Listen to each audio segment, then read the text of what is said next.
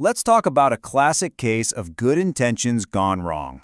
The UK's Online Safety Act was supposed to be a shield for children online, a noble goal, right? But the way it's been put into practice, well, it's turned into a privacy nightmare for pretty much everyone else. So how did a law meant to do so much good end up creating such a mess? This really captures a feeling that's almost gone now. For so many of us, home was that safe space. The door closed and the world was shut out. But for kids today, the digital world follows them right into their bedrooms. That line between the playground and their private sanctuary has completely vanished. And that's the very problem the UK government wanted to fix. And this is where it all gets so complicated.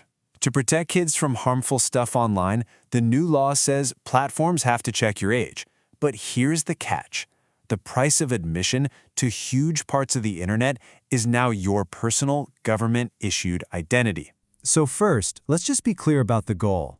The whole idea started from a good place, a really simple and noble one. Make the internet safer for kids. And when we talk about who's affected, the scope is just massive.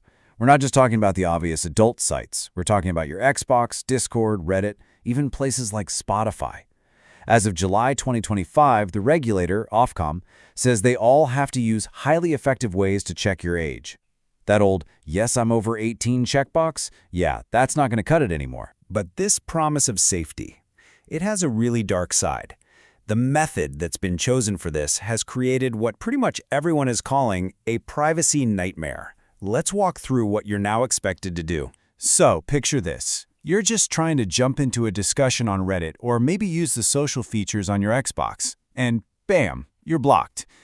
To get in, you have to literally pull out your passport or driver's license, scan it, and then take a selfie to prove it's really you. And just like that, a copy of your most sensitive ID is now in the hands of some private third-party company you've probably never even heard of. And here is the absolute heart of the problem. When you force millions of people to upload their identity documents into just a handful of corporate databases, you're not just storing data, you're creating a honeypot. A single, irresistible target for cybercriminals. And look, this isn't some theoretical what-if risk. It has already happened. There was this women's safety app called TA. It promised it would delete IDs after checking them. But the reality? A data breach exposed 72,000 user images, and that included 13,000 government IDs. And the reason why is just terrifying. The database was left totally unsecured. It needed, and I'm quoting here, no authentication, no nothing to get. So let's just make sure we're all crystal clear on this term, honeypot. It's exactly what it sounds like. It's like leaving a giant pot of honey out in the forest and just hoping the bears won't notice. Why would a hacker spend months trying to steal one person's ID when they can just target one of these poorly secured databases and get thousands or even millions of them all at once? But the problem doesn't even stop with data breaches. This law has kicked off a whole domino effect of unintended consequences. And believe it or not, they might actually be making everyone less safe. So, when you're faced with these super invasive checks, what do? Well, people found a way around them. VPN usage just exploded. One major provider saw a 1,400% surge in UK signups. Downloads for the top free VPN apps, they shot up by 1,800%. People are actively teaching themselves how to hide their location just to avoid these checks. And here is the great big beautiful irony of it all. The goal was to protect kids. The reality?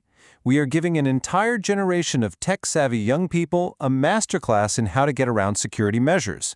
They're learning how to use VPNs and how to find fake IDs, skills that completely undermine the entire concept of online safety. So how's the government responding to this massive workaround? Well, the reports are that they're considering a ban on VPNs, a move that cybersecurity experts are calling a potential catastrophe. VPNs are essential tools that we all use to protect our data, especially on public Wi-Fi. Banning them would make every single one of us less secure online, not more. It's a real mess. But what if there is a better way all along? A simpler, far more secure solution that, for some reason, seems to have been completely ignored. Let's just take a look at how it could have worked. The alternative is just a fundamental shift in where the risk is. The system we have now? High risk. It sprays copies of your passport out to dozens of private companies.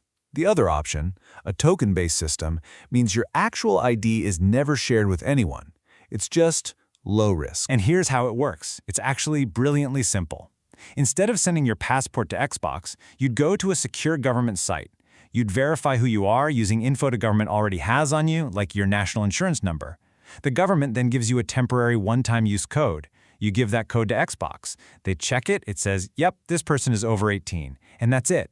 Your ID was never seen, never stored, never at risk. No honeypots. So if a clear, secure, simple alternative exists, where does that leave all of us right now? Well, we're basically stuck in a standoff. Public opposition is huge. We're talking over 500,000 people, 500,000, who have signed a petition to scrap these specific verification rules. That's a massive number. It shows you just how deeply uncomfortable people are with this system. But here's the state of play. The government says it's not backing down. The platforms, they're terrified of massive fines, so they're complying. And that leaves us, the users, with a pretty awful choice.